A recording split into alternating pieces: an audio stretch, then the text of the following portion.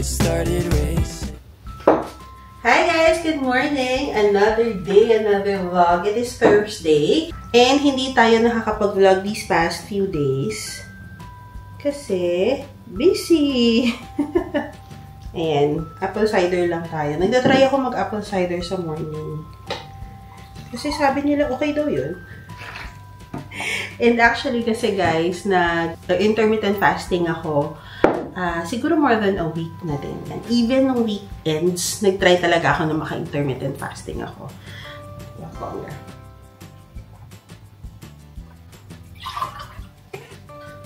So parang ito na rin yung first water intake ko for the morning. And before kasi, nung nagtatry ako mag-apple cider, may mga nagsasabi na huwag daw i-direct sa ipin. Parang for me, yung makakaya ko, dinadilute ko siya sa water. And hindi naman siya mainit or something. Basta yung nakuha ko lang din siya sa mineral water. Tapos, nag-brew na din pala ako ng coffee. So, ito ang ating coffee corner. Lagi nyo niyang nakikita. Usually, ang ginagamit ko lang dito, guys, itong coffee maker ko at saka Nespresso. Hindi ko masyadong nagagamit tong Dolce Gusto. Though may mga pods ako ng Dolce Gusto, ha. Parang wala lang. Hindi ko lang siya nagagamit these days. Kasi sa morning, black coffee talaga ako. Lalo na ngayong na-intermittent fasting ako. Tapos guys, yung intermittent fasting ko, never naman talaga akong nagtagal. So ganun, ang galing ko lang din talagang mag-umpisa, diba? Tapos ano pa bang mga chika? The other day, YouTube sweldo, last month, I think, converted to peso, naka 10,000 ako for the month of May. And for the month of June na sweldo, naka 15,200 pesos ako. So, di ba, parang nakakatuwa lang kasi, yay, 15,000. So, ang goal ko for July sweldo would be 20,000. So far, posible ko siyang ma-hit yung 20,000. Mga isa pang upload, sana makaabot ako ng 20,000 kasi I think right now, nandun na ako sa 16,000 na market. Alam niyo guys, itong month of June, ito yung pinakamataas na sweldo ko for the entire YouTube sweldo ko. And thank you sa Pinas Vlog, sa mga home renovation, vlogs. Kaya yung engagement lumaki, tumaas, and mas lumaki yung YouTube sweldo earnings ko. But for now, tara na, pumasok na tayo sa room at may work pa tayo. By the way, si Sach today, may training siya outside. So, ako lang mag-isa kasi si Sisi tsaka si Cathy pumasok na din. Good morning, Sashi. Sashi, good morning. Ikwento mo sa kanila yung nangyari sa Malin. Good morning! Kwento mo. Bilis na takang kita. Ikwento mo. May, ano yun? Wildfire. May wildfire sa Jasper. So, kung sa Pilipinas bumabagyo, sa Jasper, sa Canada naman, may wildfire. Oo. Tapos, yung pinag-workan ko doon na hotel, nasunog na siya, guys. Wildfire. So, ayan. National Park siya, kaya nakakahinayang kasi ang daming mga, mga animals, endangered species. So, dahil sa wildfire, so, hindi natin alam yung sitwasyon nila doon. Kaya yung mga residents na, yung iba kong mga kaibigan na nandun pa, nagsilikas na sila. Nakalikas na. Kasi I think from Sunday pa, and today is Thursday na. So, halos kasabayan talaga siya ni Karina. Karina ba yun? Basta yung halos yung mga daw doon, sunog na. Yung mga, nasa town na kasi yung sunog eh. From the mountain, nasa town na. So, marami na daw na sunog. So, ayun.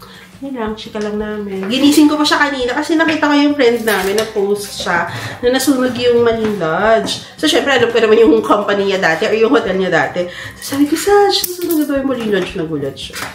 Yeah, that's the story for today. Iba-iba din talaga, no? Sa Canada, nag-wish sila na umulan para matapos na yung wildfire. And, syempre, sa Pilipinas naman, nag-wish naman tayo na hindi naman umapoy, pero mag-stop na siya. Pero I think this morning, nag-stop na yung rain. And nakikita ko sa mga pictures or videos yung mga aftermath ng bagyo. So, sana okay kayong lahat and sana bumalik na sa normal. Yung mga buhay-buhay dyan, as soon as possible. Sila mama pala, sila Sky, ganyan, nasa Bohol pala sila nung nangyari yung mga ganitong ulan-ulan, bagyo sa Metro Manila. Kasi di ba remember the last time nabanggit ko na merong reunion, family reunion sa site ni Papa sa Bohol. And taga Bohol si Papa. So ngayon yun actually this weekend yun. So naglolokohan kami ng iba kong pinsan na hindi nakauwi din. Sabi niya, sayang papunta talaga kami, may bagyo lang kaya na-cancel. So, nakakaingit. It's been a while since nung nag-reunion kami, nung sa family talaga ni Papa. Yung mga pinsan ko from all over the world, umuwi din. So, unfortunately, hindi tayo nakauwi. Kasi nga yung visa ko, diba, kailangan tayong bumalik for the visa renewal. And then si Sisi, sobrang onti na lang din ng leaves niya and uuwi din kasi sa December. So, yan ang mga reasons at yan na din ang mga update. But for now, back to work na tayo. Papasok na daw siya. Papasok na ba ako sa school? Ayan, half day siya mag-training. Ito ba yung ko?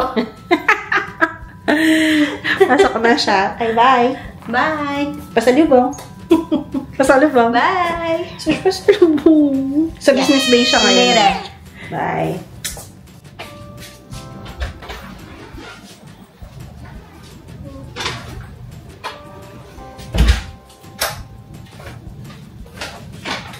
So, dahil si Satch umalis na, hindi ako nagluto actually. And, nagkikrave ako ng poke bowl na naman, ng poke salad. Usually, nag-order lang ako sa kahit saan. Ang in-order ko naman kasi is yung poke salad na salmon. Yung like yung in-order. And then, kung sino lang yung may discount. So, like this one, yung Paradise poke, meron silang 20 dirhams na off. Kaya, dito ako nag-order. So, lunchtime. Ito na pala yung poke bowl. Sarap guys, in fairness.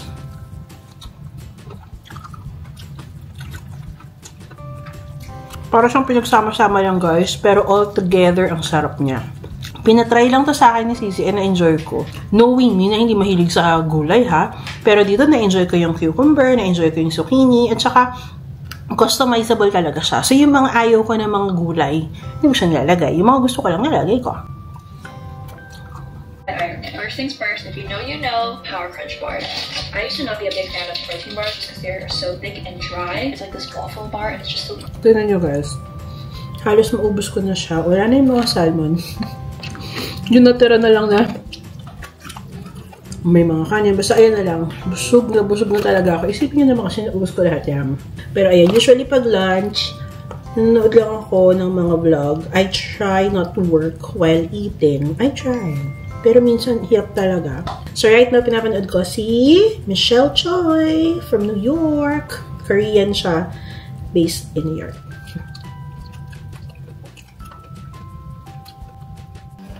Hi guys! So, meron akong mga items na na-receive from Look Fantastic. I ordered this, I think mga 2 weeks back. Medyo matagal yung kanilang delivery process kasi nanggagaling pa sila sa UK. As far as I know, at least dun sa mga nakita kong tracking from UK pa sila. Free delivery naman ako, kaya lang nung dumating siya, nagbayad ako ng tax, ng duties. Unfortunately, na-double order ako and hindi ko ma-cancel. So, sabi parang kailangan ko daw i-accept. Tapos mag-submit daw ako ng return pa. So, ganong hassle. But the reason why doon ako nag-order, kasi pwede naman akong bumili dito, diba, locally. Kasi may sale sila during that time. Doon sa kanila parang nabili ko lang 80. Kasi nga may sale. As far as I know, sila ay legit. Anyways, ito siya. Pinagsama-sama ko na lang dito. Mostly lip products to from NARS. Ito lang ang nag-iisang hindi lip product. Kasi nagandahan ako sa color, guys. So, this is the Tangle Teaser na brush. Ayan, diba? Mukha hair fall pa or something. So, ayan. Bongga to bongga. And then, parang mga 20 plus lang to dirhams doon sa Look Fantastic kasi nakasale. Ayan, lahat siya. Lip products, all from NARS. Ang in-order ko talaga is itong tatlo. Kaya lang, dahil na doble din sila. This one, I tried, tapos nag-unbox na rin ako sa TikTok ko. It's 3 different variations ng lipstick product from NARS, but similar color. Kasi ako guys, gusto ko yung lipstick ko more of like brownish. By the way, shout out pala kay Gigi. Hi Gigi, lagi niyang kinakompliment yung lipstick ko. Parang, for me, wala pa talaga ako nakikita ng super go-to lipstick ko. Talking about color at saka yung wearability, yung long-lasting ba? Ganun kasi yung lipstick na gusto ko, yung minimal retouch lang. If I'm being honest, guys, ito pa rin yung isa talaga sa mga favorite ko. Itong Maybelline na matte ink nila. Kasi talagang kahit kumain ka na, uminom ka na, merong pigment na matitira pa rin sa labi mo. If you know a lip product na similar sa ganito, sa Maybelline matte ink, let me know, guys. I'm all for it. By the way, favorite shade ko sa kanila is itong 75 Fighter or Amazonian. But ito nga, I have this 3 variants. Iba-iba yung color nila, guys. But so far, yung gusto kong formulation is this one. Kasi nga, mas long-lasting siya. So, yun lang. Yan ang gusto kong i-share. Ang aking mga pinagbibili. Back to work muna tayo. Pag wala kang pasalubong, huwag ka nang pumasok! May pasalubong ka ba? May taxi kasi ako. Bibili na lang tayo. No! May taxi na ako. Wala kang pasalubong. Bibili na lang tayo. Wala siyang pasalubong. Sabi niya, sino? It's already 4:45 and kakain kami ng early dinner pala, dinner. Lunch daw to message. So, nag-order siya ng gazebo. Alam niyo naman, favorite ko to. Kahapon, nag-edit ako ng vlog ng gazebo. Crave na crave talaga ako, guys. Promise. For us, ha, kaya naman. Kasi okay naman kami sa maanghang. Basta hindi lang yung kinakain mo yung sili, ganyan. So, ayan ang food natin, yung biryani, Hyderabadi biryani, and merge kilimerch na chicken. Merge Khalifa. Basta huwag nyo nang huwag nyo nang pansinin yung pronunciation kung gano'n ko siya basahin. In total, binayaran na such was 89 dirhams kasama na yung delivery. Hi! So, I think another day, another vlog. But it's already Friday. After work na, it's already 6:03. And sobrang busy this week. But it's okay. Ang important, meron tayong work. And ang mga reward ng work, ito na siya. Ang bilis lang ng delivery, guys. I think I ordered this, parang last Monday lang ata or something. Hindi ko na matandaan. Basta less than a week. So, this is from Cider. I checked nung tracking, galing siya ng Hong Kong. And if you remember the last time I had a collaboration with Cider, parang to promote Cider during those times kasi nagsastart pa lang yung plus size wear nila dito sa Middle East. They gave me like a voucher to use, tapos namili ako. I used that voucher para mamili ng mga damit sa Cider. I think during those times, $200 yung binigay nila sa akin. Bongga, diba? But right now, I only have 3 pairs of clothes. Syempre, hindi mawawala ang cords. So, meron ayan. This is more of like a formal wear. Hindi ko naman talaga alam kung saan ko siya gagamitin.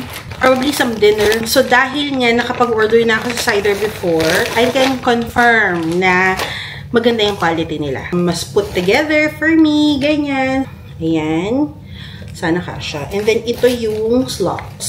So, coordinate siya na pants at saka ng top. And then, yung top, medyo short siya na size. Hindi siya yung regular length. If I am to compare it with Shein, medyo mas pricey ang Cider kasi nga, mas maganda yung quality nila in most of the items. Mas pwede mong maging favorite. Hindi siya more of wear and dispose kind of thing.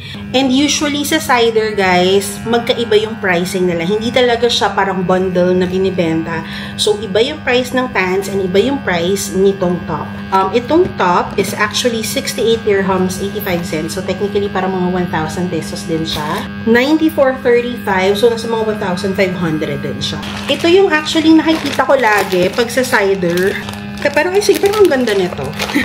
Again, individually priced tong dalawang to. So, start tayo dito sa skirt. This is actually a silk type skirt. Meron siya actually slit dito sa may left na leg mo. I got the size 1XL. And after discount, it's actually 60-90. So, 1,000 pesos din siya. Next is this cap sleeve siya. Medyo duda nga ako dito kasi nga conscious naman ako sa aking braso. Ano po? Pero ganyan siya. And then, tatali mo siya. So, more of like a streetwear siya together. And then, I got the size 1XL. Actually, dapat 2XL yung inang kong size dito eh. And this is for $56.95. And then, this is the last pair. So, I got a maong skirt. And then, white top. Tingnan natin yung pagkamaong niya. Kasi meron akong maong from H&M.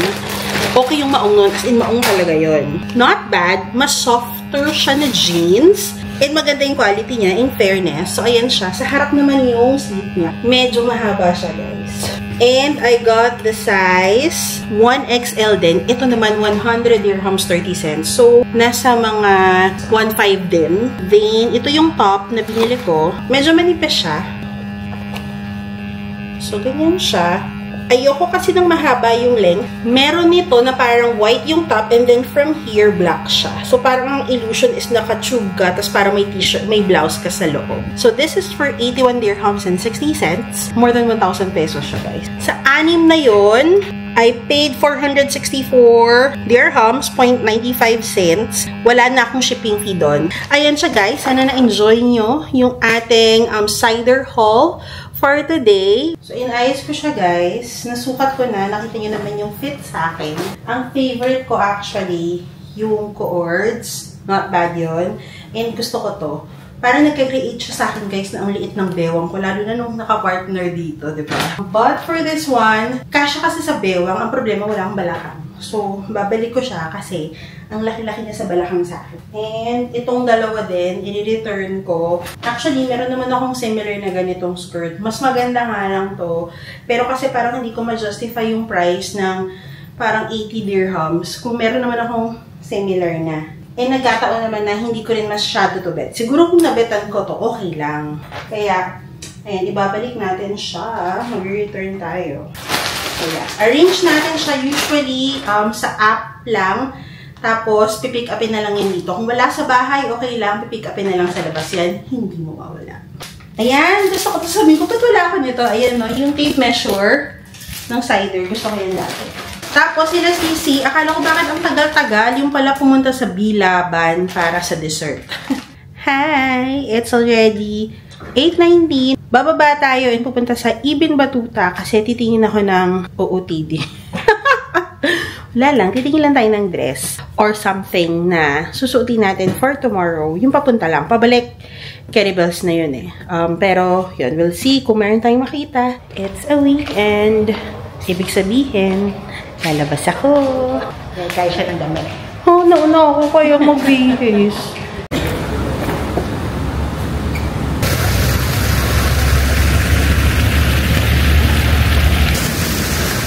May init pa ring taglay. Ang siway ng hangin.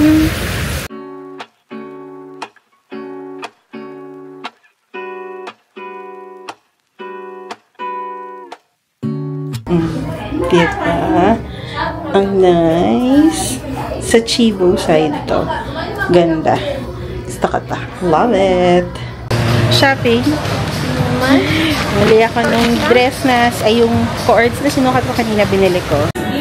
Sale yung Crocs. Ayan na, 129 anything. 100, all. 100 ang bawas. For mga adults. Ayan. Tapos 99 for the kids. In lahat. Pero hindi ata ako Crocs person. Kailangan ko silang tsinelas. Wala na akong pampasang tsinelas. So, kailangan kong tawin. Ayan. Parang promising naman, diba?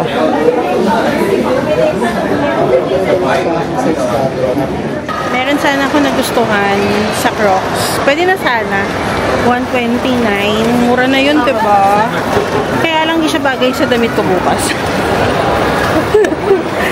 Kaya, hindi pa naman kailangan. So, wag na lang, diba? Last month, nag-vlog ako sa H&M na may mga gusto akong damit. Tapos, medyo mahal pa. So, now, we are back. Sabi ko sa inyo, 40 dirhams na lang eh. May 30 pa nga. Gusto ko to, Screaming Summer. Ayan. Tapos 50 pesos, 50 dirhams na lang. Actually, to maganda to. Gagandahan ako. Kaya alam, may mga dumi-dumi siya dyan. May mga itim-itim siya dyan na dumi. Tapos mas maganda sana kung medyo yung one size bigger pa. Okay. Dati kasi, unggoy yung tawagan naming dalawa. Sweet na sa amin yung unggoy nun. But anyways, it's already 10:30.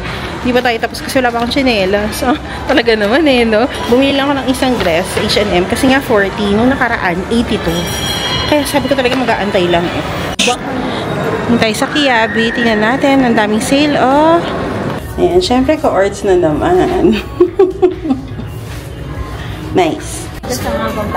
Ayan yung nabili ko. Mga ka-ords, mura lang. Sa Kiabi. Sale lang yung nabili ko, mga tito 39, tas co-ords na. Ang mura. Nakaka 7,700 steps na kami. Siya daw hindi. Doble. Kasi yung steps ko, isa sa kanya dalawa. Yung step ko maiksi lang. So, nakadalawa na ako, nakaisa pa lang siya. So, kung naka-7 ka na, lagpas na ako ng 10,000. Nadala ko yun ng Birkenstock. Hi, ito. Ito na lang, Beb.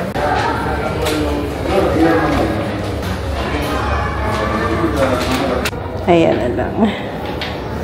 Ayan na, may chinelas na. May nagpalibre daw. Pagod yung paa. Ayan, tingnan nyo yung taas ha. Ganda. Ayan, diba? Ang ganda. Dito to sa Ibn Batuta. Tapos, kanina, na-meet namin si Tita Kate. Si Mommy Kate, na-meet ko na siya before. Binigyan niya ako ng rosary. And hello kay Angel, yung daughter niya. Hello, hello. Lagi daw silang nanonood ng vlog. Tapos, kanina may mga friends siyang kasama. Hello po sa inyo kanina. Sabi nila sila do yung Marmax group. So, hello, hello. Shout out sa mga Marmax. Shout out po sa Marmax group. Guys, sarado na yung Carrefour. Gano'n na kami katagal. It's 11:52.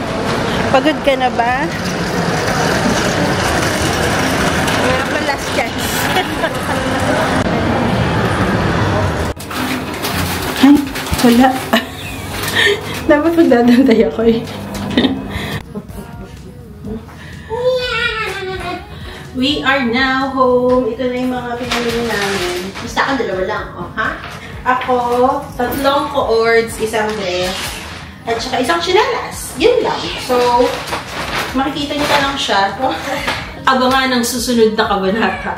But anyways, dito ko na i-end yung vlog, guys. Sana na-enjoy niyo yung vlog for today. Next vlog natin is a staycation. And we are going back sa Riu sa Dera Island. So, ayan na. Thank you so much for watching. If you like this video, be sure to give it a thumbs up and show some love by subscribing to my channel. I'll see you guys on my next video. God bless and may the fabulous with you all. Bye!